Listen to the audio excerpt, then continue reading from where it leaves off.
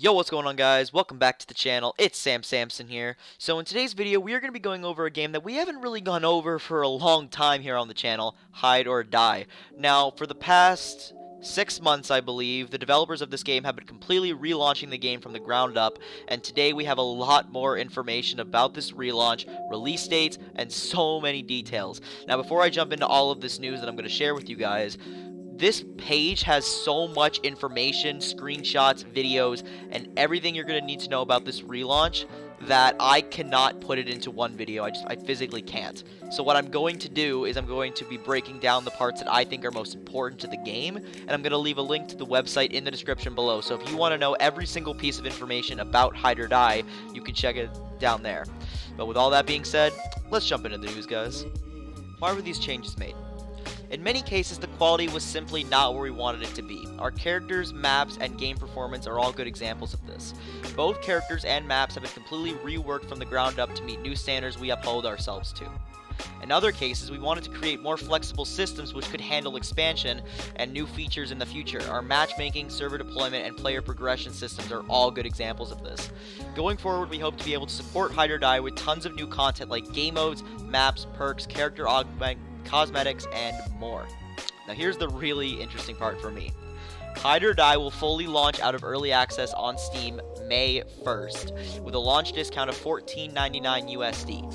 If you already own the game, it'll update automatically. There will be NA, EU, and Asia servers. We now have the ability to spin up more dedicated server regions relatively easily. If there's a new player base in other areas, with the full release on Steam, we will be launching the first season of content.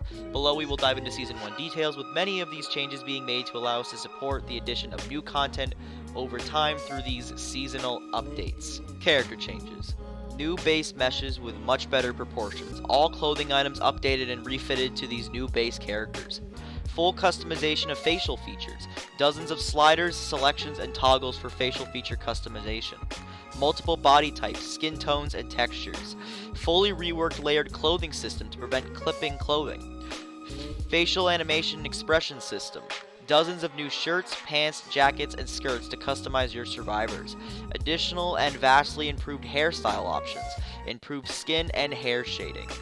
Now, these pictures at the bottom here are comparing what Hide or Die survivors used to look like and what they're going to look like with this relaunch. And I gotta say, this is a vast improvement for what they were before. Cosmetic Unlocks and progression. County cards, season pass system, cosmetic crate, level rewards. Cosmetics are broken down into several subcategories: shirts, pants, shoes, hats, name tags, graffiti sprays, 3D object sprays, hunter skins. Both the county card and cosmetic crates are completely free. You do not need to pay a single cent to unlock, be given, use, or receive items from these systems. Instead, these systems are intended to provide players with unique and exclusive unlocks just by playing the game. Now this to me sounds awesome. Like, I'm so happy that a game is finally putting in a season pass and I don't need to pay to unlock items at all. This sounds great to me. This is how games should work. And honestly, I can't wait to jump into Hide or Die when it comes out and start, unlocking stuff. Now, we did get a little more information on the county card and cosmetic crates, so we're going to go over those right now. County card. Similar to other season passes in games, but free, as you complete matches, you'll make progress towards county card tiers. Progress is determined both by playtime and how well you played. Each time you complete a tier, you'll get an item contained within that tier. With each season, a new county card will be released with all new items. Items earned in the county card cannot be earned outside the county card. In the video below, we have an example of you gaining some progress in the county card, and then scrolling around a bit to check out what you should grind for next. So I'll show you that clip right now.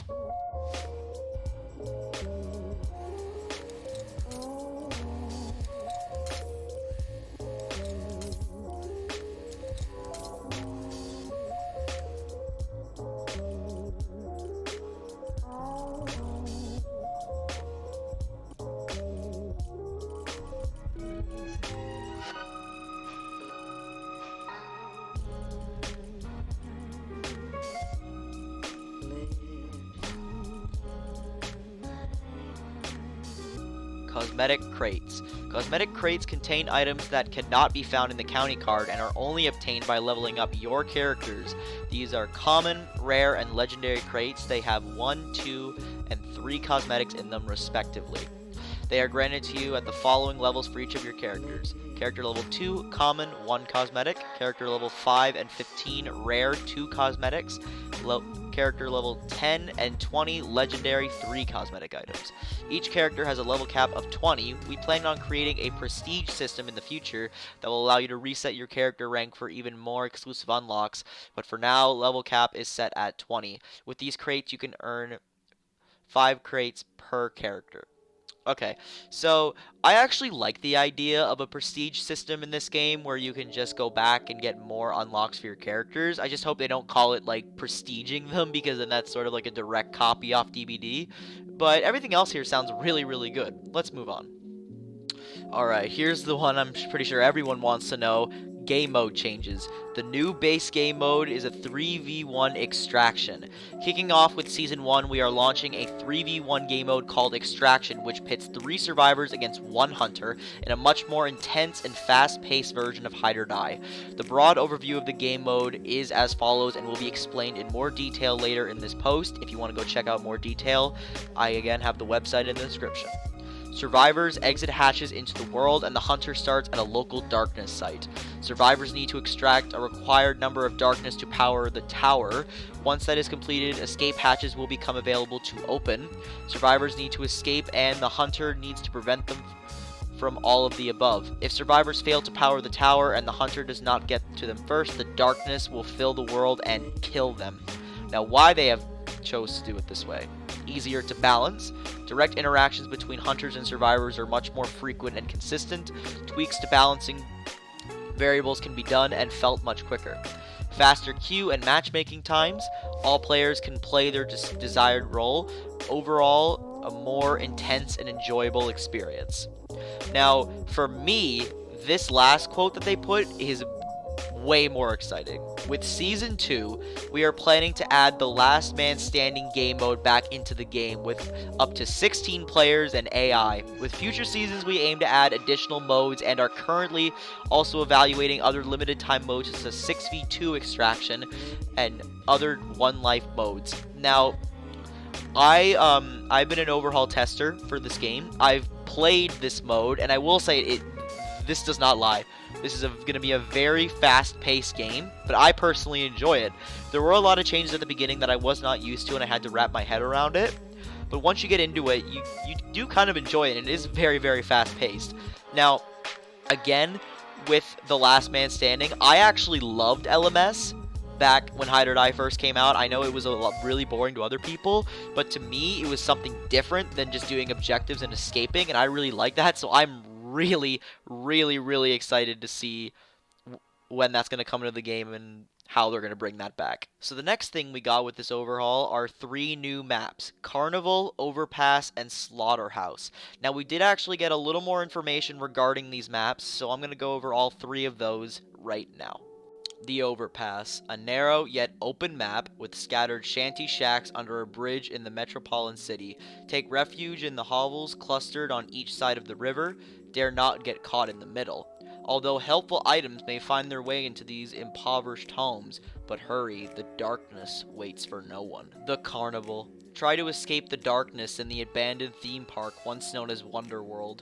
Broken down attractions, concession stands, theme park rides, and seemingly endless mazes will bring your unavoidable death.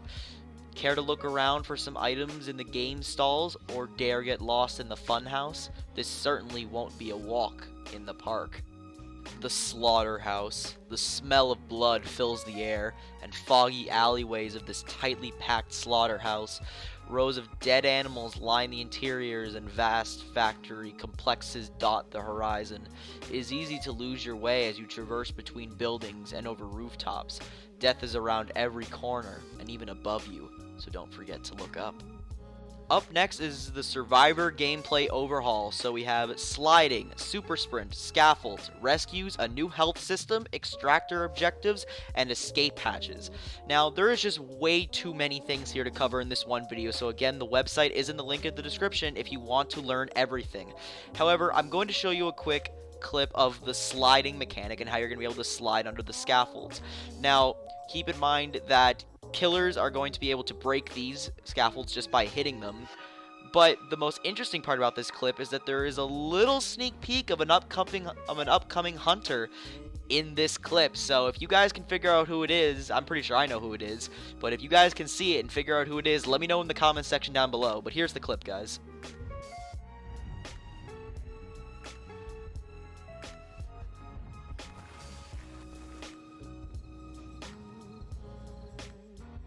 Hunter gameplay changes. Spawning, scaffolds indoors, dark sight, melee, and loadout. Now, I'm not going to go over all of these, but I do want to go over one. Spawning. So, how in the old hide or die used to work, you used to either have to have enough darkness or get to the darkness or first to become the killer.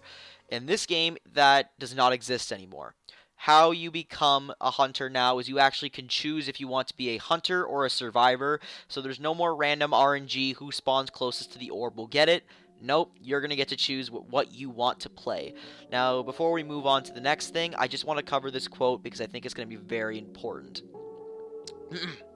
Hunters in hide or die have always been designed to be overpowered. It was sort of required due to the large number of survivors we had in matches previously, and was our counter to ensure hunters could not be bullied by survivors.